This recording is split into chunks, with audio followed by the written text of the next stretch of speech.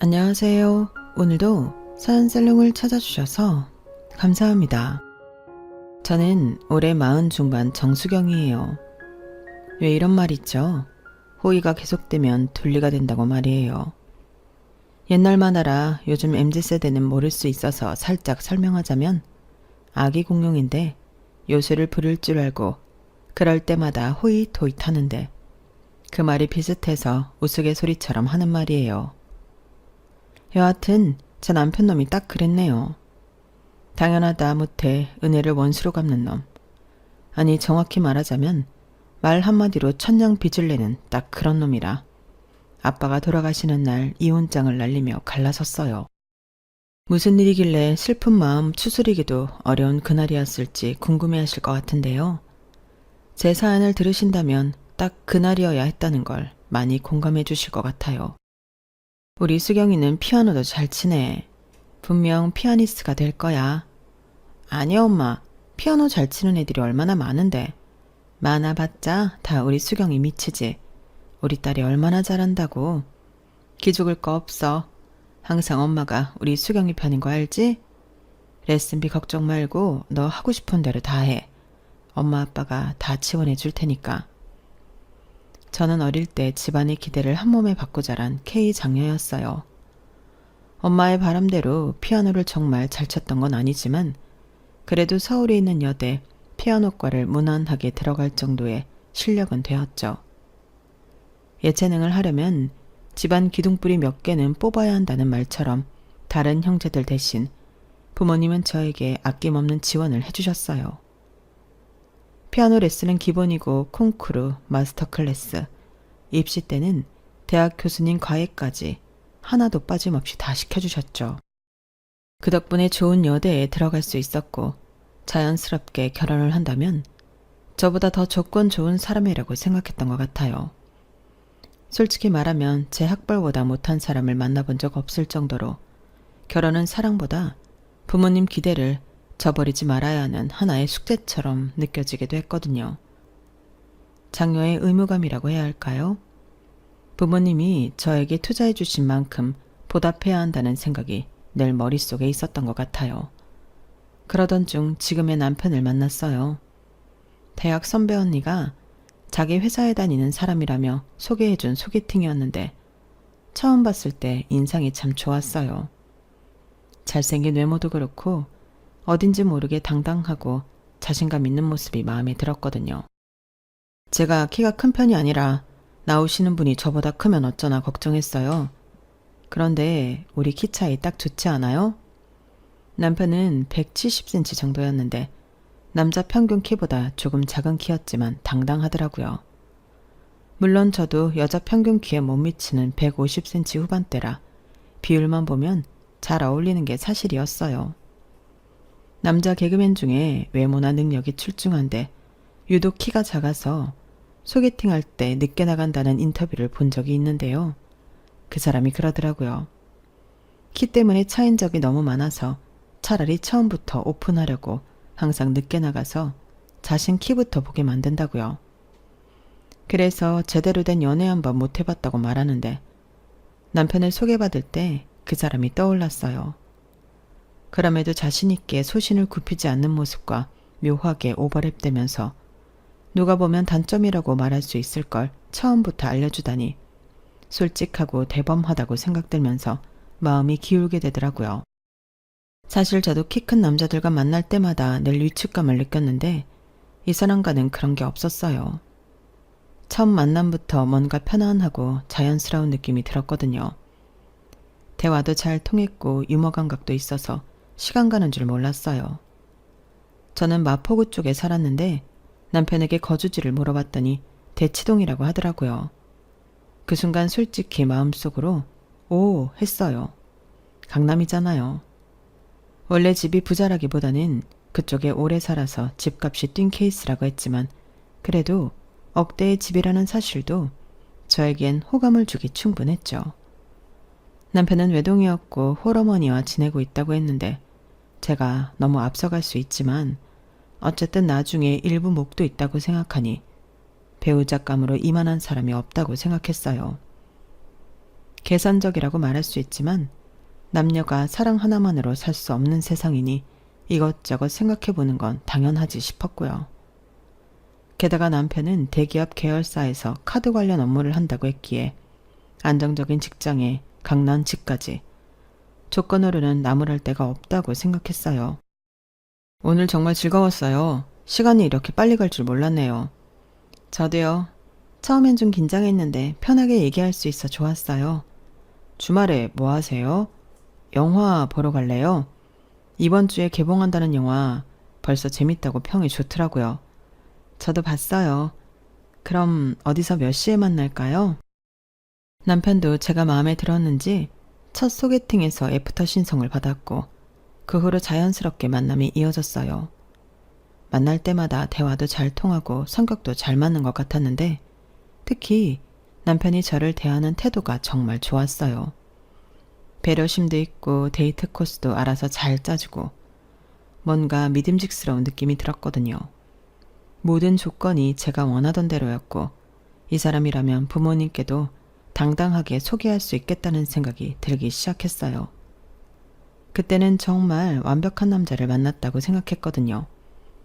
외모, 성격, 직장, 집 모든 게 제가 바라던 이상형이었으니까요. 그런데 2달쯤 사귄 후에 우연히 충격적인 사실을 알게 됐어요. 남편이 한 번도 대학 이야기를 안 해서 궁금했거든요. 남자들은 대부분 첫 만남에서부터 자기 대학 자랑하기 바쁜데 이 사람은 전혀 그런 게 없었어요. 참 궁금한 게 있는데 물어봐도 돼? 뭐든지. 뭐가 궁금한데? 자기 대학은 어디야? 대학이나 동기들 이야기 한 번도 안 하니까 혹시 사이가 안 좋나 싶어서. 대학? 나 대학 안 나왔는데? 어? 대학을 안 나와? 나 고등학교 졸업하자마자 여기 취업해서 지금까지 다니는 거야. 정말 하늘이 무너지는 것 같았어요. 고졸이라니. 어떻게 대기업 계열사에 다닐 수 있을까 싶어서 자세히 물어봤더니 공고 졸업 후 바로 취직한 케이스였어요. 비정규직에서 시작해서 지금은 정규직으로 전환됐다고 했지만 정확하게 말하면 정년이 보장되는 비정규직이었죠. 순간 머릿속이 하얘졌어요. 지금까지 쌓아왔던 모든 환상이 한순간에 무너지는 느낌이었어요. 그런데 이미 2달 정도 사귄 후였어요. 헤어진다는 건 상상도 하지 못했죠. 모두들 아시겠지만 초기 몇 달이 가장 불꽃 튀는 시기잖아요. 감정이 깊어진 상태에서 이런 걸 알게 되니까 정말 복잡했어요. 그런데 사람 마음이라는 게 참 이상해요. 모든 조건이 마음에 든다고 생각했는데 제가 생각했던 조건에 딱 하나 못 미친다고 이 사람이 완전히 다르게 보이기 시작하는 거예요. 소위 색안경을 끼고 본 거죠. 예전에는 당당해 보이던 모습이 허세로 보이기 시작했고 자신감 있던 모습이 오히려 건방져 보이기까지 하더라고요. 당신 그런 식으로 말하면 정말 기분 나빠. 뭐가 기분 나빠? 내가 틀린 말 했어? 아니 그런 게 아니라 말하는 방식이 너무 직설적이잖아. 꼭 그렇게까지 말해야 해? 돌려 말하면 알아들어? 서로 오해만 생기고 또 싸우게 되는데 그래도 최소한 배려는 있어야지. 배려? 너도 나한테 배려 안 하면서 나한테만 요구해? 내가 언제? 지금도 그렇고 맨날 나한테만 맞추라고 하잖아. 이 남자는 정말 고집이 있었어요. 저도 한 성격 하는데 제 고집을 완전히 꺾을 정도로 말이에요. 싸우기도 정말 많이 싸웠어요. 하지만 신기하게도 그때마다 더 깊은 이야기를 하게 됐었는데 그때마다 서로의 과거, 가치관, 앞으로의 꿈까지 모든 걸 털어놓게 되더라고요. 그러면서 점점 서로를 이해하게 됐죠. 고졸이라는 사실이 처음엔 충격이었지만 그 사람의 노력하는 모습이나 성실한 면을 보면서 마음이 조금씩 바뀌기 시작했는데 그러다 보니 어느새 결혼 이야기가 나오고 있었고 정신 차리고 보니까 이미 예식장 계약서에 사인하고 있더라고요. 인생 한 치 앞도 예측할 수 없다더니 절대 고졸과는 만나지도 않겠다고 다짐했던 제가 고졸과 결혼하게 된 거예요. 물론 고졸을 비하하거나 차별하려는 게 아니에요. 단지 제가 자란 환경과 장녀로서의 의무감 때문에 그런 생각을 했었다는 점만 이해해 주셨으면 하는 바람으로 들어주셨으면 해요. 여하튼 그렇게 신혼생활이 시작되었고 저희 친정 부모님은 결혼 후에도 저에 대한 지원을 아끼지 않으셨어요. 남편 어머니가 강남에 사시긴 했지만 현금이 많지 않았기에 결혼할 때 이렇다 할 지원을 해주시지 못했거든요. 빌라에서 신혼집을 시작한다고? 그 사람 직장과 조금이라도 가까운 데 가려면 그 동네가 딱이더라고. 아빠가 도와줄게. 아파트 알아봐. 괜찮아. 딸 시집 보내면 기둥불이 뽑힌다는데 우리 집 기둥 이미 나 대학 보낼 때 뽑았잖아. 마음만 받을게. 고마워 아빠. 우리 큰딸 시집 보내는데 이 정도도 못해주면 아빠가 뭐하러 있어? 매매는 못해주지만 전세자금 정도는 해줄 수 있으니까 잔말 말고 아빠가 시키는 대로 해. 고생하는 거 보기 싫다고 결국 아빠가 전세자금을 지원해 주셨고 아빠의 그런 결단이 고마우면서도 마음 한구석은 무거웠어요. 기혼이 된다는 게 독립을 의미한다고 믿었기에 부모님 손을 계속 빌리는 게 민망했거든요. 하지만 아빠의 그 말, 내 딸 고생시키기 싫다는 그 한마디에 마음이 무너졌죠. 그때 남편이 모은 돈이 7천이었는데 그걸로 가전 가구 사고 신혼여행까지 다녀오게 되었어요. 그래도 알뜰하게 모은 남편을 보고 사람 하나는 잘 골랐다고 친정아빠는 칭찬해 주셨어요. 아빠는 늘 현실적이셨거든요. 사랑도 중요하지만 경제적 능력도 봐야 한다고 항상 말씀하셨고요. 남편이 고졸이라는 걸 알았을 때도 학력보다는 성실함이 더 중요하다며 오히려 저를 다독여 주셨는데 아빠는 참 단단한 분이셨어요. 세상이 정한 기준보다는 사람 자체를 보고 판단하셨고 저한테도 늘 그런 시선을 가르쳐 주셨죠. 그런 아빠의 인정을 받은 남편을 보며 그땐 진심으로 이 사람과 잘 살아갈 수 있겠다고 믿었어요. 그런 아빠가 전세자금을 주셔서 서울 끝자락에 24평 복도식 아파트에서 신혼생활을 시작하게 되었어요. 빌라에 비해 깔끔하게 정리된 단지 내에서 생활을 할 수 있다는 게 생각보다 큰 행복으로 다가오면서 남편도 처음엔 쑥스러워했지만 고마워하며 친정 부모님에게도 잘하려고 안부 전화를 자주 하는 듯 노력하는 게 보였어요. 그때는 정말 단란한 신혼부부였죠.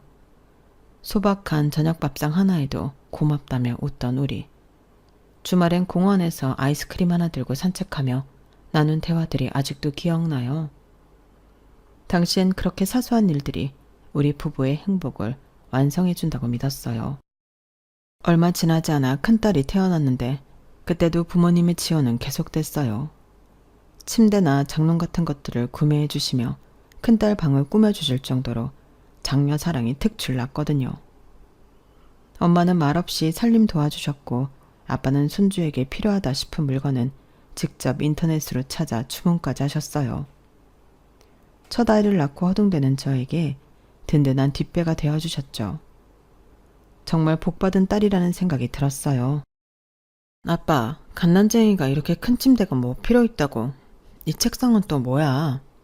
할아버지 선물이지 뭐긴 뭐야. 애 크는 거 순간이고 필요할 때 사라면 막상 비싸지니 미리미리 사두면 이득이지 뭘 그래? 항상 그런 식이었어요.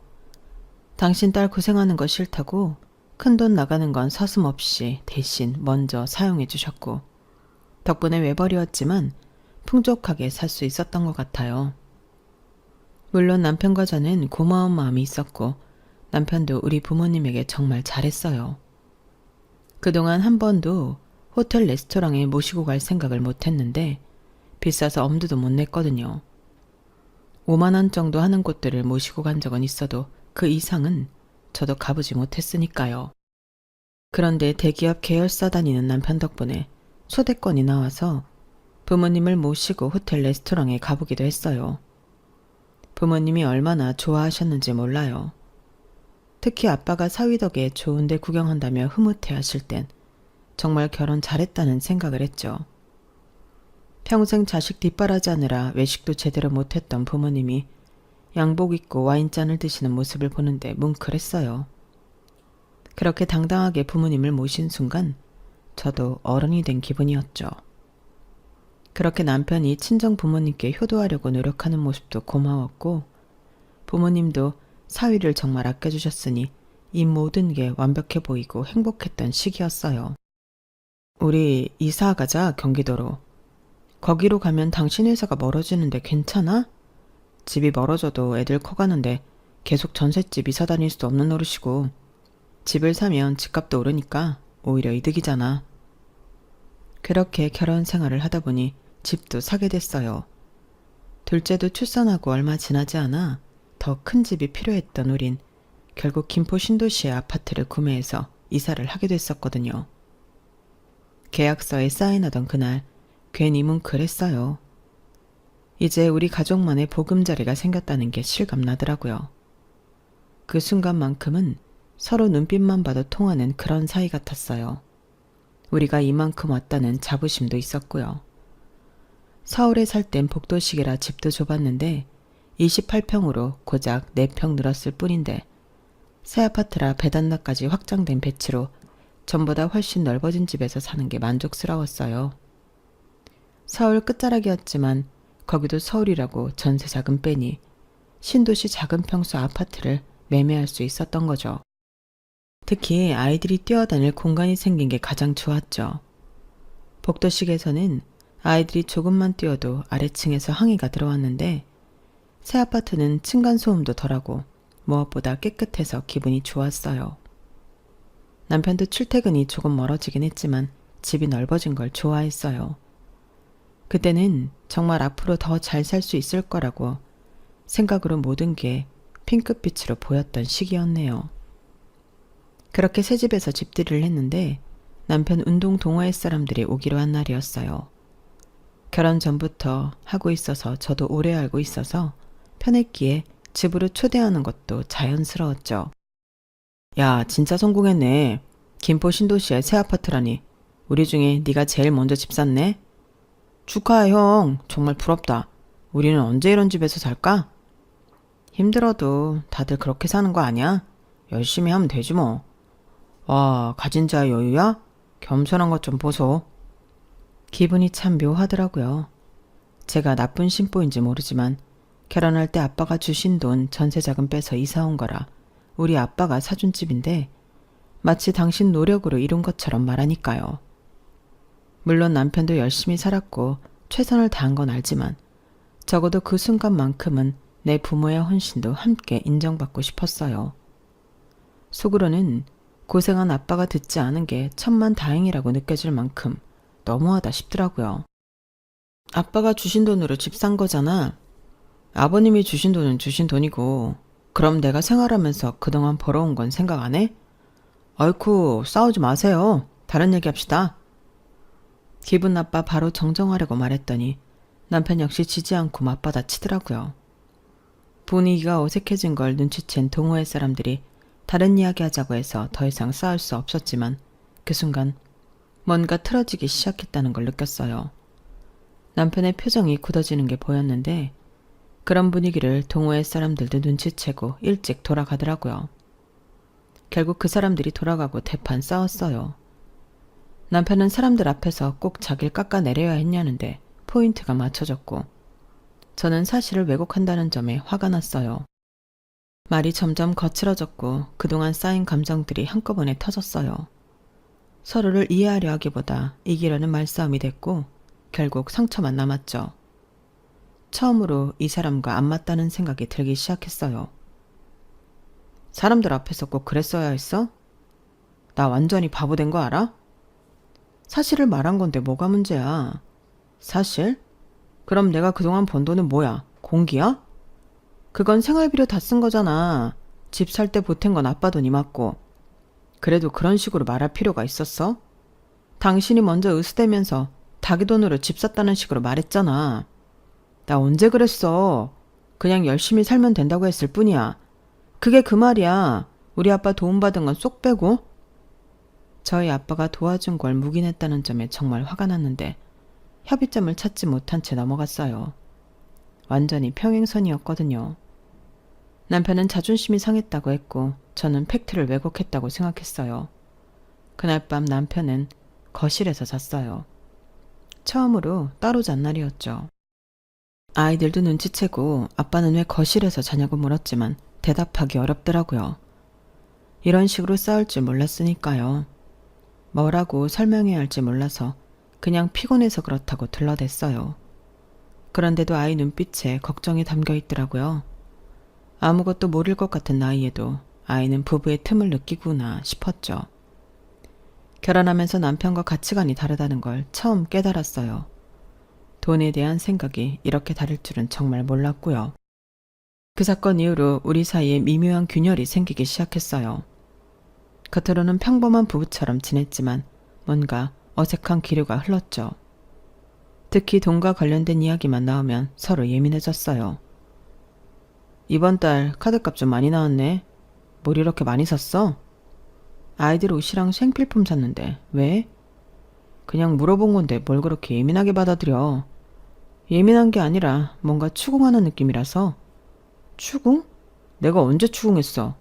말투가 그렇다고. 아주 사소한 것도 서로 신경 쓰게 됐어요. 전에는 그냥 넘어갔을 일들도 이제는 민감하게 반응하게 됐죠. 남편은 제가 친정 의존적이라고 생각하기 시작했고 저는 남편이 현실을 인정하지 않는다고 느꼈어요. 아이들 앞에서는 티 내지 않으려고 노력했지만 부부 사이의 온도차는 점점 벌어져 갔어요. 예전에는 저녁에 함께 TV 보면서 이런저런 이야기를 나눴는데 이제는 각자 핸드폰만 보게 됐어요. 대화도 필요한 것들 위주로만 하게 됐고 농담이나 장난도 현저히 줄어들었죠.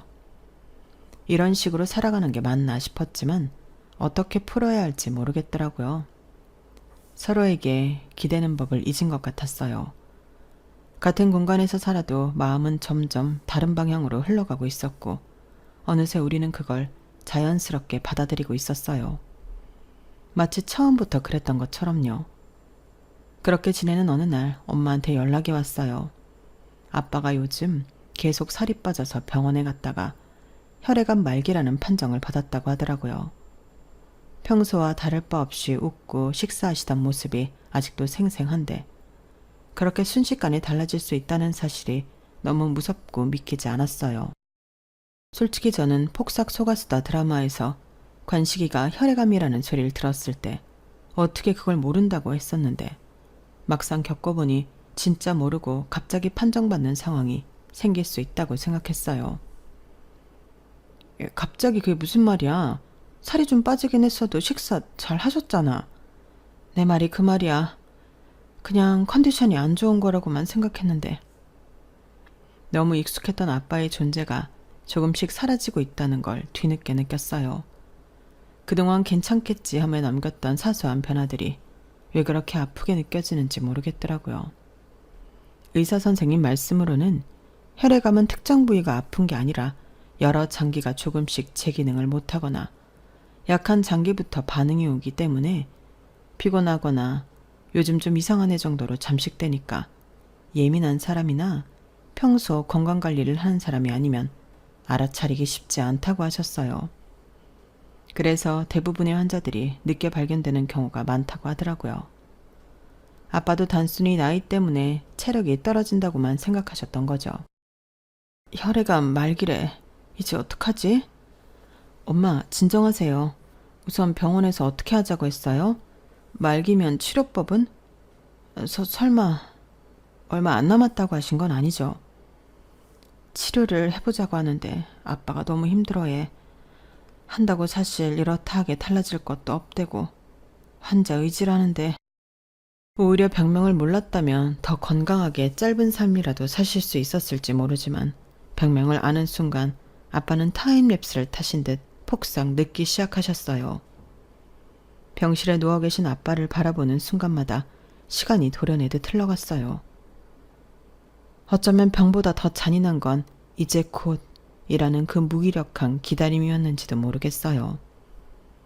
병원에 입원해서 치료를 시작했지만 사실 혈액암은 강하게 치료할 수도 없대요. 어느 한 장기가 문제라면 하다못해 떼어내면 살 수 있지만 혈액은 온 몸을 도니까 강한 약을 사용할 수도 없는 거였죠. 의사 선생님, 아버지 상태가 어떤가요? 솔직히 말씀드리면 많이 진행된 상태입니다. 이대로라면 준비하셔야 할 것 같습니다. 평생 건강하셨던 아빠가 며칠 사이에 완전히 다른 사람이 되신 것 같았어요. 걸음걸이도 느려지시고 말씀하실 때도 힘이 없으셨거든요. 아빠는 모든 상황을 인지하시고 어차피 얼마 못 사시는데 병원이 아니라 집에서 편히 쉬다 가고 싶다고 하셨어요. 그 말을 들은 엄마는 계속 울기만 하시고 안 되겠다고 생각한 저는 우리 집으로 모시고 오게 되었어요. 엄마의 어깨는 점점 작아지고 있었고 저는 자식으로서 단단해져야 한다는 생각 외엔 아무것도 떠오르지 않았어요. 눈물보다 행동이 필요한 순간이었죠. 아빠한테 받은 것만 있는데 이렇게 갑자기 아빠를 떠나버린다면 계속 후회할 것 같았거든요. 엄마가 정신을 차리지 못하고 있으니 아빠를 돌보려면 제가 더 낫겠다고 생각한 점도 있었고요. 평생 저를 위해 살아오신 아빠인데 마지막 순간만큼은 제가 곁에 있어드리고 싶었어요. 그래서 우선 저희 집으로 모시고 가겠다고 했죠. 괜찮아. 내가 가면 김서방도 불편할 텐데 난 집으로 가면 돼. 아니야, 아빠. 아빠가 사준 집인데 그동안 김서방 불편하다고 제대로 와본 적도 없잖아. 그리고 왜 김서방만 생각해? 나도 있는데. 아빠 딸 집이니까 편하게 가도 돼. 그렇게 아빠를 안심시키고 남편한테 문자를 보내고 둘째 방 좀 치워달라고 했어요. 둘째 방을 꾸며놓긴 했는데 아직 어려서 저랑 안방에서 자니까 당분간 그곳에서 지내시면 될 것 같았거든요. 급작스러운 상황이라 미리 상의하지 못한 게 미안했지만 이런 때 가족이 아니면 누가 도와드리겠어요. 남편도 그동안 아빠한테 잘해드렸으니까 이해해 줄 거라고 생각했어요. 자기야, 문자 확인한 거지? 지금 아빠 퇴원 수석 받고 있어. 1시간 반 정도면 도착할 것 같은데? 미안. 딴 거 하느라 문자 못 봤어. 갑자기 퇴원하셔? 병원에서는 더는 못하겠다고 한 거야? 문자 확인을 하지 않아 전화했더니 뭔가 시큰둥한 반응이었지만 급한 상황이라 넘겼어요. 그리고 아빠랑 집에 왔는데 남편 표정이 별로 반기지도 않고 그렇다고 걱정하는 것은 더더욱 아니더라고요. 아빠를 보는 둥 마는 둥 형식적으로 가볍게 목례만 하더니 안방으로 들어가 버리더라고요. 신경 쓰였지만 우선 아빠를 쉬게 해드리고 싶어서 둘째 방에 뉘어드리고 나왔어요. 아빠가 누우시면서도 남편이 하는 걸 봤으니 신경이 쓰이셨는지 미안하다는 말씀을 계속 하시는데 가슴이 너무 아팠어요. 방 안에 누우신 아빠의 모습을 바라보니 마음이 복잡했어요. 저 공간이 아빠에게 평안한 안식처가 되어야 하는데 남편의 냉랭한 태도 때문에 그마저도 미안해지는 건 오히려 저였거든요. 아빠가 미안할 게 뭐가 있어. 김서방 때문에 그래? 저 사람 회사 일 때문에 좀 예민하다고 했는데 그새 또 한 소리 들었나 봐. 아빠 때문에 그런 거 아니니까 괜히 나 속상하게 미안하단 소리 하지 마. 그래 알았어. 많이 움직였더니 좀 피곤하네. 한숨 좀 잘게. 좀 쉬어. 저녁 되면 깨우러 올게. 평생 가족을 위해 희생하신 분이 왜 미안해 하시는지. 어린 시절 제 손을 잡고 등굣길을 함께 해주던 그 손이 이제는 힘없이 떨리고 있었어요. 그렇게 강해 보이던 아빠가 작아지는 모습이 너무 낯설고 슬펐습니다. 사위 눈치를 보는지 이해하지도 못하겠고 이 상황이 서운했어요. 더군다나 방 정리도 대충 되어 있었고 남편이 별로 신경 쓰지 않았다는 게 티가 났어요. 그래도 급한 대로 아빠를 모셨으니 다행이라고 생각했죠. 하지만 남편의 차가운 반응이 계속 마음에 걸렸어요. 작은 방에서 나오니 안방 문이 열리더니 이야기 좀 하자며 손짓을 하더라고요. 왜 무슨 말하려고 안방까지 오래? 별로 좋은 이야기 아니니까 장인이 들어서 좋을 거 없잖아. 가뜩이나 요즘 너랑 이야기만 하면 큰소리 나는데 괜찮아? 네가 상관없으면 거실에서 이야기해도 난 상관없어. 들어가자마자 빈정대는 말투로 사람 속을 긁는데 진짜 한숨부터 나오더라고요. 뭐라고 대꾸해야지 싶다가도 남편이 말하는 태도 괜히 큰소리라도 나면 작은 방에서 주무시는 아빠 깰 테고 더 불편해하실 거라는 게 머릿속에 그려졌어요. 그러다 보니 이렇다 할 대꾸도 못한 채 가만히 서 있을 수밖에 없었죠. 이런 이야기 하자고 불렀어? 설마 내가 이런 시답잖은 이야기 하자고 불렀겠냐? 그럼 뭔데? 빙빙 돌리지 말고 말해. 나 아빠 저녁 식사 준비해야 하니까. 집이 없으신 것도 아니고 왜 집 놔두고 여기 오셨대?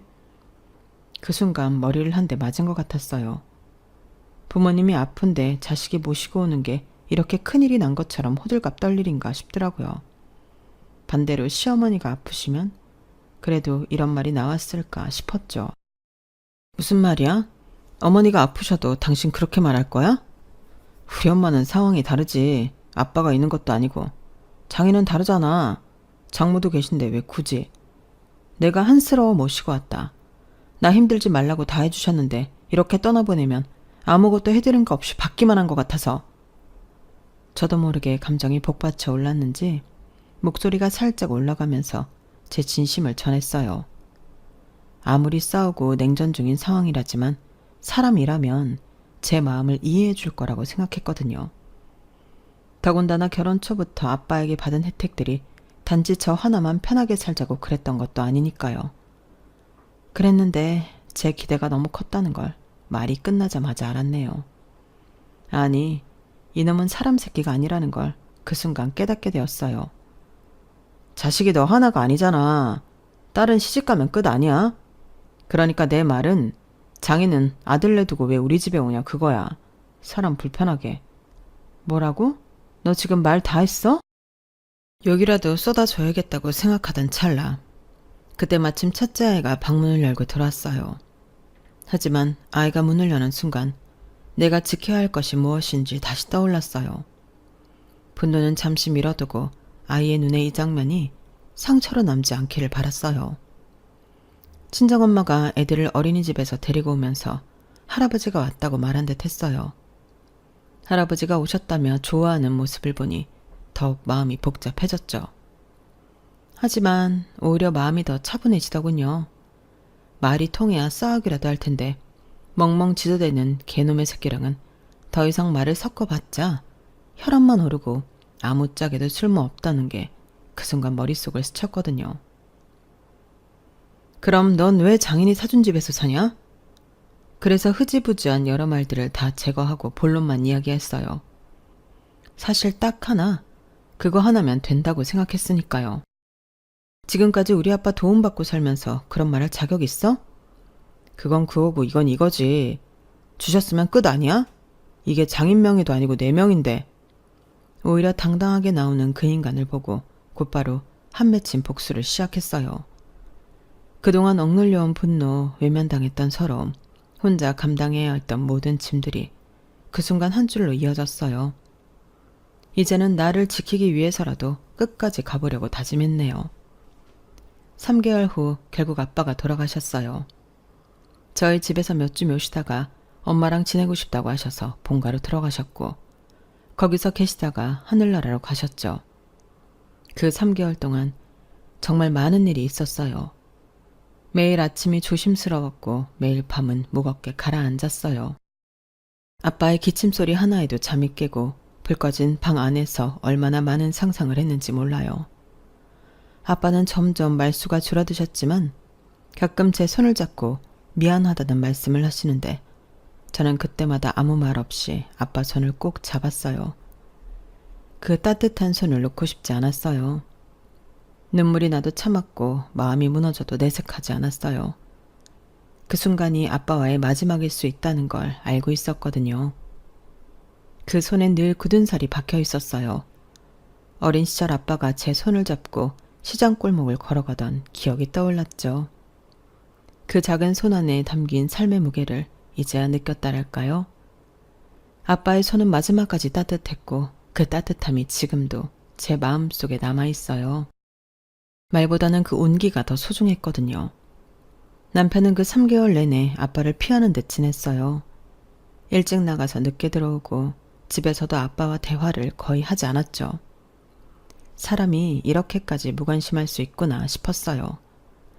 그가 말없이 피해갈수록 제 마음은 점점 벽처럼 굳어졌어요. 이해를 구하는 건 사치라는 걸 깨달았죠. 아빠도 그런 남편의 태도를 눈치채셨을 거예요. 그래서 더 미안해하시고 결국 본가로 돌아가시겠다고 하신 것 같아요. 마지막 날 아빠가 제게 하신 말이 아직도 귀에 생생해요. 수경아, 너 혼자 힘들어도 꿋꿋하게 잘 살아라.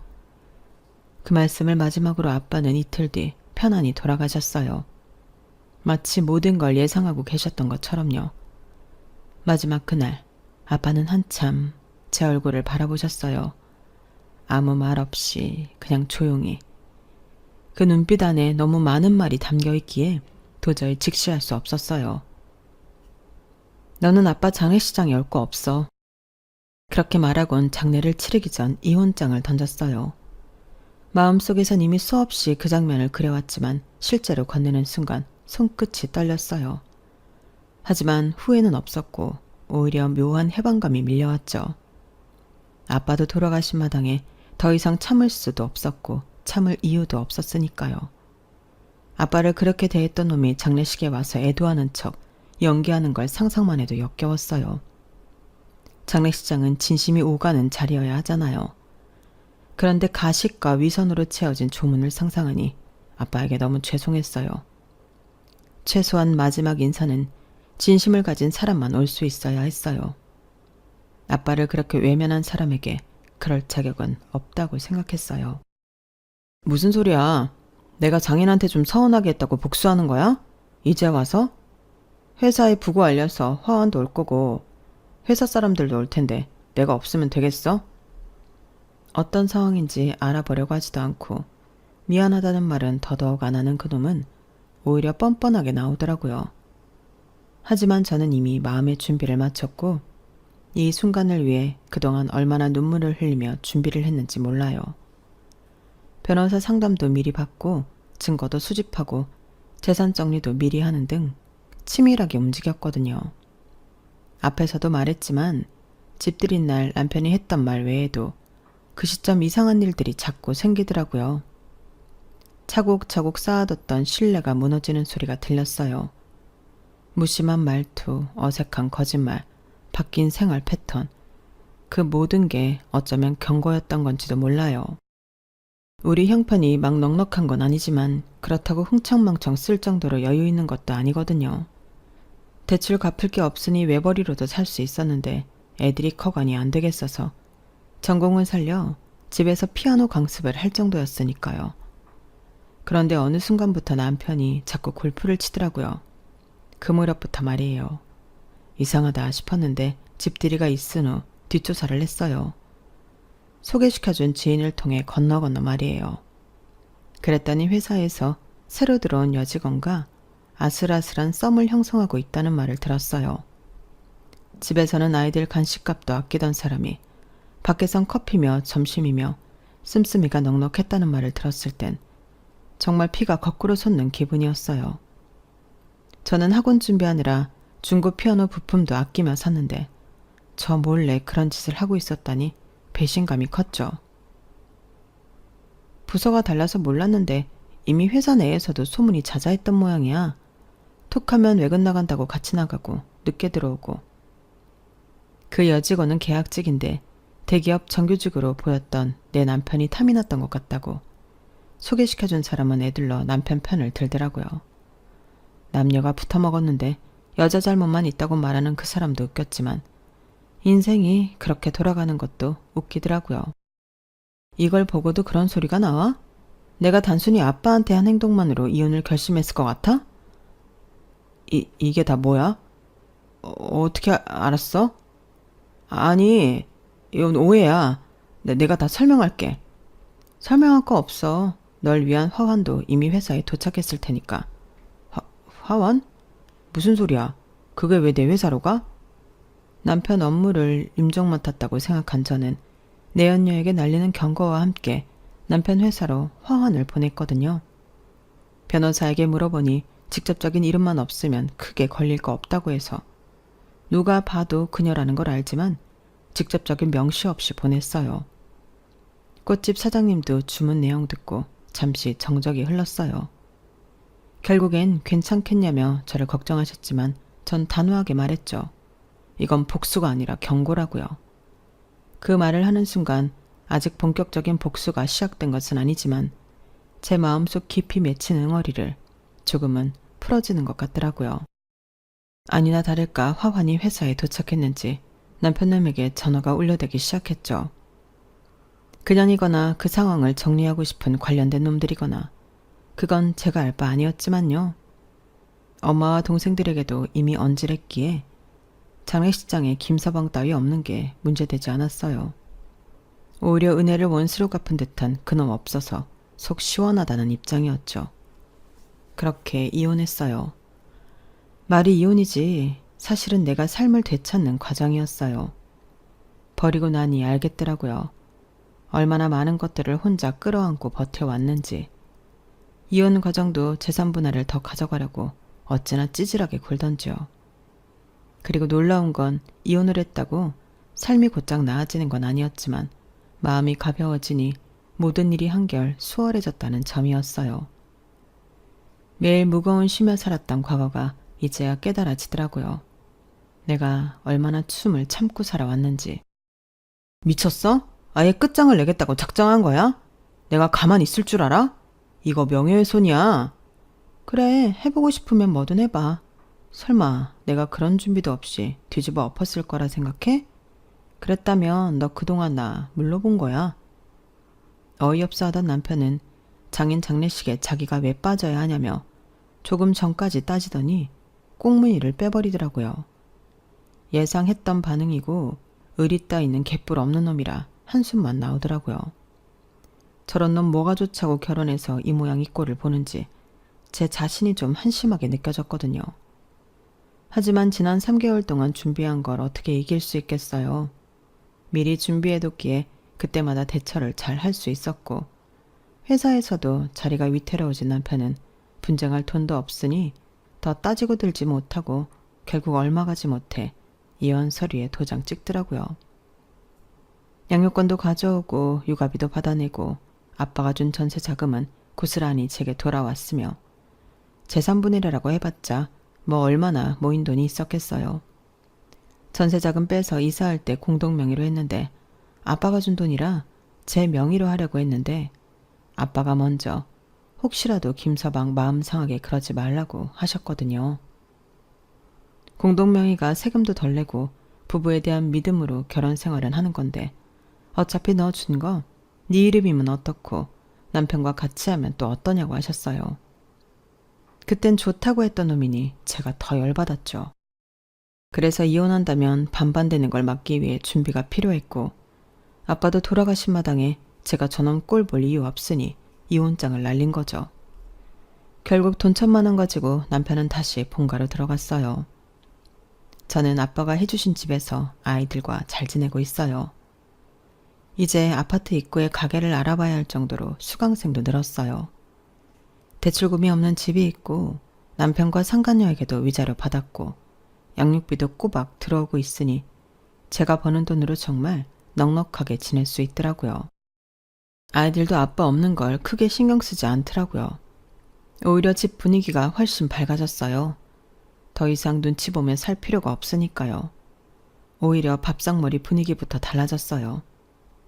전에는 웃음 한번 터뜨리기 어려웠던 저녁 시간이 이제는 아이들이 장난을 치며 까르르 웃는 공간이 되었거든요. 그게 얼마나 감사한 일인지 요즘 들어 매일 느끼고 있어요.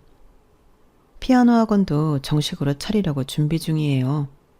아빠가 물려주신 것들을 밑바탕으로 제 인생을 다시 설계하고 있어요. 아빠는 돌아가셨지만 그분의 손길은 제 삶 곳곳에 남아있어요. 이 집도 피아노도 제 아이들 웃음소리도 모두 아빠의 사랑으로 가능했어요. 엄마, 이제 아빠 안 와요? 이제 우리끼리 살 거야. 왜, 아빠 보고 싶어? 아니, 난 우리끼리 사는 게 더 좋아. 엄마가 아빠 있을 땐 맨날 화냈는데 요즘엔 맨날 웃으니까 나 너무 좋아. 아이들의 순수한 반응을 보니 제가 한 선택이 정말 옳았다는 확신이 들었어요. 남편은 결국 더 아래 계열사로 거의 내쫓기다시피 옮겨진 듯해요. 야근은 많고 월급은 적고 상간녀에게도 보기 좋게 차였다는데 그러던지 말던지예요. 생각해보면 남편이 연애 때 강하게 나온 것도 저에 대한 자격지심이었지 싶어요. 저는 그런 것도 모르고 강단이 있다고 생각했으니 콩깍지가 씌어도 제대로 씌었던 거죠. 소개시켜준 지인을 통해 들리는 소식으로는 완전히 인생이 꼬였다고 하더라고요. 회사에서도 왕따 당하고 그 여자한테도 완전히 차이고 시어머니께도 쫓겨나 혼자 고시원에서 라면으로 연명하고 있다고 하더라고요. 자업자득이죠. 남편의 근황을 들을 때면 이제는 동정도 분노도 없어요. 감정이 다 빠져나가고 나면 남는 건 아무것도 없다는 걸 그 사람을 통해 배웠죠. 모든 게 해결되었으니 속 시원해요. 인간 이하의 놈이랑 그동안 엮였던 걸 생각하면 제가 바보 같지만 사람 마음이 내 마음 같지 않은 걸 제가 미리 알 도리는 없으니 인생 공부 톡톡히 했다고 생각해요. 혹시 여러분 주위에 제 전남편 같은 사람이 있다면 사전에 차단하세요. 생각보다 상처가 꽤 크고 마음의 허전함이 깊거든요. 저는 그 상처를 한 땀 한 땀 꿰매며 다시 제 삶을 바느질했어요. 고통은 지나가지만 그 안에 담긴 교훈은 오래 남더라고요. 제 지난 이야기가 여러분의 삶에 조금이라도 도움되었으면 하는 바람으로 욕먹을 각오하고 올리니 욕보단 응원의 말씀을 해주셨으면 좋겠어요. 건강하세요. 여러분, 사연 댓글에 응원과 현명한 조언 부탁드려요. 좋아요와 구독은 저에게 큰 힘이 됩니다. 오늘도 좋은 일 가득하세요.